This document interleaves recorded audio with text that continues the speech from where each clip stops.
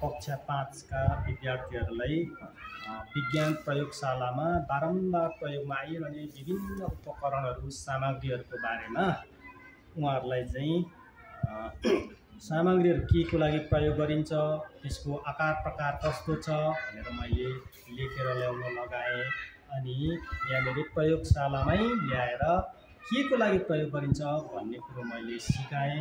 र धेरै विद्यार्थीहरू अहिले साइन्समा प्रयोगशाला विज्ञान प्रयोगशाला भएर पनि उनीहरूले चाहिँ सामग्रीहरू नचिन्ने, त्यो केको लागि प्रयोग गरिन्छ त्यो थाहा नपाउने, अब 9-10 पढेर बाहिर गइसक्छन् र पनि उनीहरूले सामग्रीसम्म नचिन्ने, आधुनिक प्रविधिमा विभिन्न उपकरण हुन्छ त्यो थाहा नपाउने भएको हुनाले चाहिँ अहिले चाहिँ विज्ञान प्रयोगशाला जो HPF-द्वारा प्रदान गरिएको विज्ञान प्रयोगशाला छ त्यसमा उपलब्ध सामग्रीहरूलाई चाहिँ हामीले घर मजदुर विद्यार्थीहरूलाई चाहिँ देखाउने, प्रयोग गराउने प्रयास गरेका छौँ।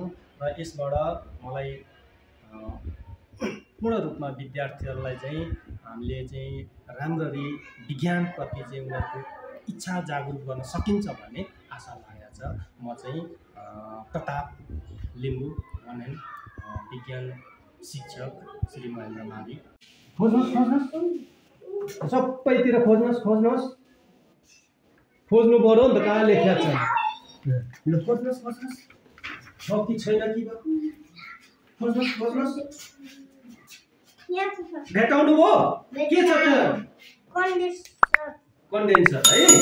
यो माथि उठाएर ल साथीहरूलाई देखाउनुहोस् त के अरे यसको नाम कन्डेन्सर। ल के को लागि प्रयोग गरिन्छ सबैले पढेर भन्ने त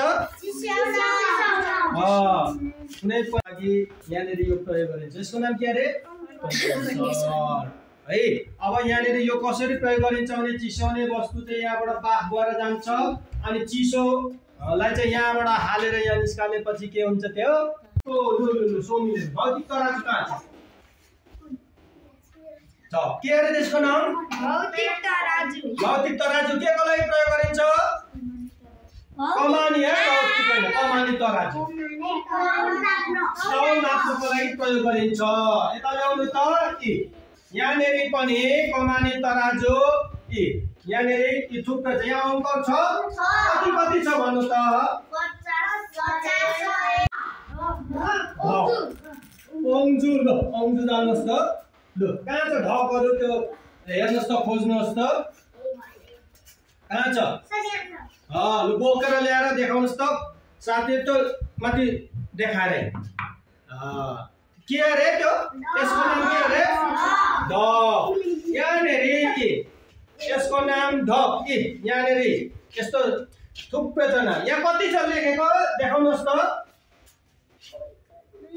200 हो 200 त 200 के होला ग्राम है। यो ग्राम यो यहाँ कति छ 100 ग्राम। यसरी यहाँ थुप्रै यो चाहिँ विभिन्न के को लागि प्रयोग गरिन्छ अरे थाहा